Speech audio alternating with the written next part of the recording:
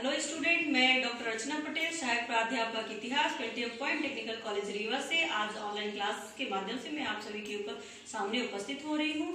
और आज का जो हमारा टॉपिक है मुगल कालीन चित्रकला, एमए हिस्ट्री सेकेंड सेम के जो हमारी जो क्लास है एमए हिस्ट्री सेकेंड सेम, उसमें आज का जो हमारा टॉपिक है मुगल कालीन चित्रकला। ठीक है, मुगल कालीन चित्रकला के बारे में आज हम पढ़ेंगे। ये आप जान लीजिए कि ये यूजी एवं पीजी दोनों के बच्चों के लिए इम्पोर्टेंट है, क्योंकि यहाँ पास क्या मुगल कालीन चित्रकला, क्योंकि मुगल काल के बारे में हम यूजी में भी देखते हैं और पीजी दोनों में, तो इसलिए इसको दोनों यूजी और पीजी दोनों बच्चे इसको पढ़ सकते हैं। ठीक है, आज का जो हमारा टॉपिक है चित्रकारी है, तो चित्रकला के बारे में हम आपको बता दें सल्तनत काल में भी चित्रकला पाई गई है। हाँ, ये अलग बात है कि मुगल काल के अकॉर्डिंग उसमें इतना ज्यादा विकास नहीं हो सका था। ठीक है, लेकिन इससे पहले भी चित्रकारी के बारे में पाया जाता, जैसे अगर हम आदिमानव काल की बात करें तो वहां भी चित्रकारी के नमूने पाए गए, जैसे जो रॉक्स पेंटिंग वगैरह यानी कि भित्ति चित्र पाए गए, तो उससे भी हमें इतिहास की काफी कुछ जानकारी मिलती है। लेकिन अभी हम बात कर रहे हैं मुगल कालीन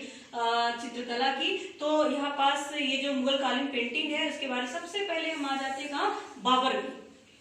मुगल काल का है तो उससे पहले हम सबसे पहले किसका, बाबर के बारे में बताते हैं। तो बाबर के बारे में हम आपको बता दें, बाबर का जो टाइम था 1526 से 1530, यहाँ पास जो उसका शासन काल है 1526 से 1530, इस टाइम पे। तो बाबर की एक आत्मकथा है, क्या है, तुझके बावरी।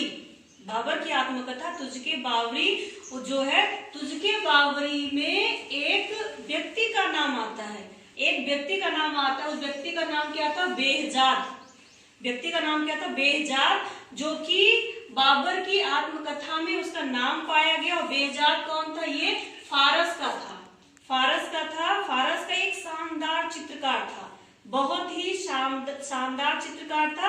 और इसको जो है बेहजाद, कहीं इसको वीजाद नाम से भी जाना जाता है, लेकिन इसमें आपको कंफ्यूज होने की जरूरत नहीं है, क्योंकि बेहजाद या वीजाद ये उसी फारस के प्रसिद्ध चित्रकार का ही नाम है। इसको जो है तो पूर्व का राफेल, बेहजाद को पूर्व का राफेल की उपाधि दी गई है। पूर्व का राफेल, अभी पूर्व का राफेल कौन है, पूर्व का राफेल जो है ये इटली का एक प्रसिद्ध चित्रकार था। कहाँ का, इटली का प्रसिद्ध चित्रकार, क्योंकि इटली में ऑलरेडी इतने सारे फेमस चित्रकार हुए, जैसे लियोनार्डो दा विंसी।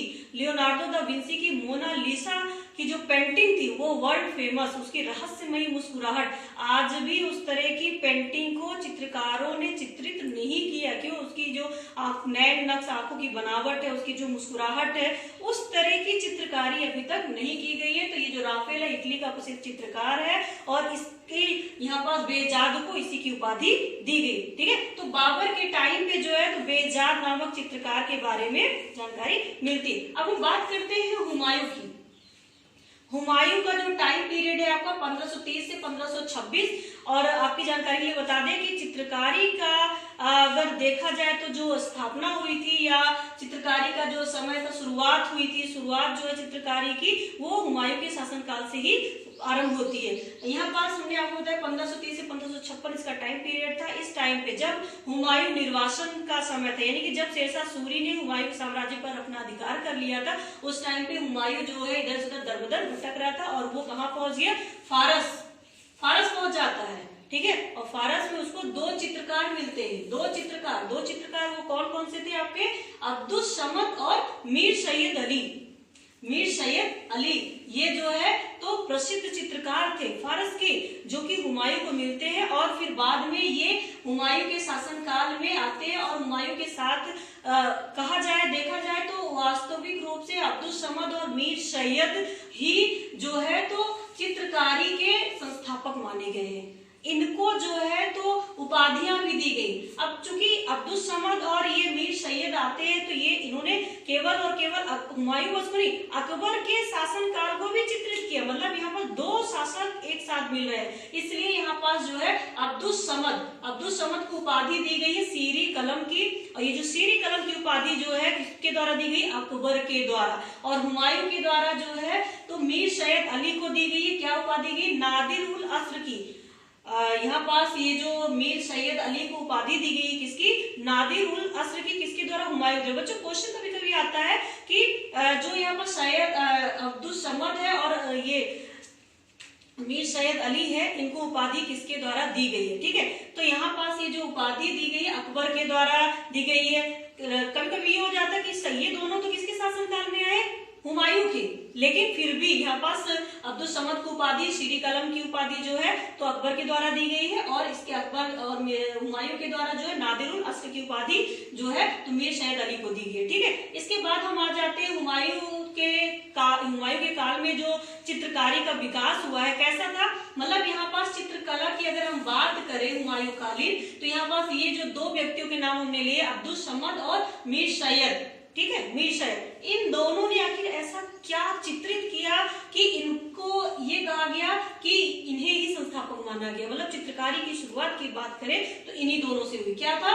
इनके द्वारा एक चित्र बनाया गया, किसमें? चावल के दाने में। चावल के दाने में इन्होंने किसका? चौगान का खेल, और साथ में दर्शकों को भी उसके अंदर इन्होंने चित्रित किया है, जो अपने आप में क्या है? एक आश्चर्यजनक है। एक छोटे से चावल के दाने में कैसे चौगान के खेल और साथ में दर्शकों को भी तैयार किया गया है, तो ये जो है अपने आप में एक अनोखा है। ठीक है, अब यहाँ पास इसके बाद इन दोनों के द्वारा जो है तो तारीख खानदानी तैमूरिया को भी चित्रित किया गया है। ठीक है, इसके अलावा हमजानामा, ठीक है, यहाँ पास हमजानामा, ये हमजानामा आपको इसलिए इंपॉर्टेंट है, जरूरी है जानना, क्योंकि हुमायूं के शासनकाल में हमजानामा जो ग्रंथ, ये क्या है? महत्वपूर्ण पहला मुगल काव्य था। ये जो है तो सबसे पौराणिक और महत्वपूर्ण मुगलों का काव्य माना गया है। क्या? हमजानामा। हमजानामा में जो है इसमें जो चित्रकारी की गई, किसमें? नीलन के कपड़े में की गई है, और इसमें बहुत ज्यादा इसमें चित्रों को चित्रित किया गया है। इसके अलावा जो है तो इसमें कम से कम जो है तो 1375 चित्रों को चित्रित किया गया है, ऐसा कहा जाता है, लेकिन कहीं भी जरूरी नहीं कि हर जगह आपको यही संख्या मिले, 1375 ही। इसमें अलग अलग किताबों में संख्याएं अलग होगी। इसके अलावा जो है तो लगभग 100 से ज्यादा चित्रकारों ने इसमें अपने चित्रों को चित्रित किया है। आपकी जानकारी के लिए बता दें, ये जो हमजानामा है इसको तैयार करने में कितने? लगभग 15 वर्ष लगे थे। 15 वर्ष, यानी कि ये दो शासकों के काल को समेट रहा है। किसको? हुमायूं और अकबर दोनों के शासनकाल को ये समेट रहा है। अब बात आती है हमजानामा है क्या? हमजानामा क्या है? हमजानामा एक किताब है जो दास्ताने अमीर हमजा के नाम से जाना जाता है। और हमजा क्या है? हमजा कौन है? हमजा जो है ऐसा कहा जाता है कि पैगंबर का चाचा, पैगंबर साहब के ये चाचा थे, लेकिन कहीं कहीं ये भी कहा गया है कि हमजा जो है तो पैगंबर के साथियों में से एक थे। ठीक है, तो यहाँ पास ये चीजें पाई गई है। इसके अलावा जो है तो 15 वर्ष इसमें जो दिया गया है आपका कि इस समय जो है तो दोनों के काल में यह चित्रित हुआ। इस काल में जो पुस्तक चित्रित हुई है उसका एक और नाम है, क्या? लेखक है मुल्ला अलाउद्दीन कजवीनी। ठीक है, उनकी पुस्तक का नाम क्या है? नफाइसुल मासीर। मासीर में जो है कजवीनी ने क्या कहा है? कजवीनी के द्वारा ये कहा गया है कि जो है तो हुमायूं के मस्तिष्क की उपज है।